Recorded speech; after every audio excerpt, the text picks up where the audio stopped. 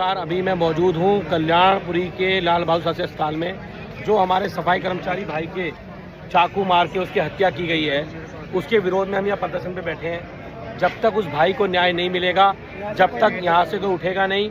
और मैं दिल्ली के सभी सफाई कर्मचारी यूनियन से कहता हूँ, आप तुरंत भाव में दिल्ली में सफाई काम को बंद करने की कॉल दो। और इसकी जिम्मेदार अगर कोई होगा तो रेखा गुप्ता सरकार होगी, जो अभी तक भी उनका कोई प्रतिनिधि उस परिवार से बात करने के लिए यहाँ नहीं पहुँचा है। हम सब यहाँ बैठे हैं। बैठोगे भाई? बैठोगे?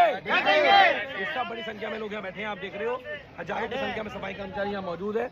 और जब दिल्ली के कल्याणपुरी 20 ब्लॉक में एक सफाई कर्मचारी की ऑन ड्यूटी एक शख्स ने चाकू मारकर हत्या कर दोस्तों, कल्याणपुरी के अंदर खुलेआम सफाई कर्मचारी की चाकू मार के हत्या कर दी गई। ये हुआ है दिल्ली, देश की राजधानी में।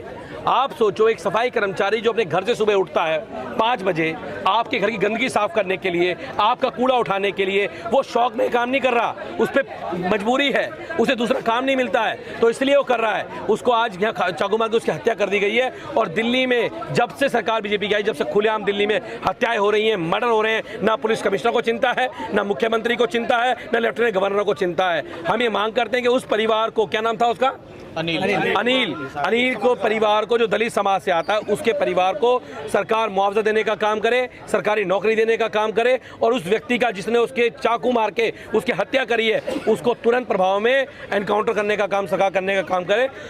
वरना जब तक ये नहीं होगा, दिल्ली में कहीं भी सफाई नहीं होगी, दिल्ली में कोई सफाई कर्मचारी काम नहीं करेगा। और इसकी जिम्मेदारी कोई होगी तो रेखा गुप्ता जी की सरकार होगी। मेरी बात ध्यान सुन ले। दिल्ली की पुलिस होगी, जिसके संरक्षण में यहाँ कल्याणपुरी जैसे इलाके में रोज अपराध पनप रहा है, रोज चाकू लग रहे हैं, रोज गोलियां लग रही हैं। ये सरकार जो है, इन्होंने दिल्ली को अपराध की राजधानी बना दिया है। और मैं आपको विश्वास दिला रहा हूं, हम आपके साथ खड़े हुए हैं। आप लोग हट रहे हैं।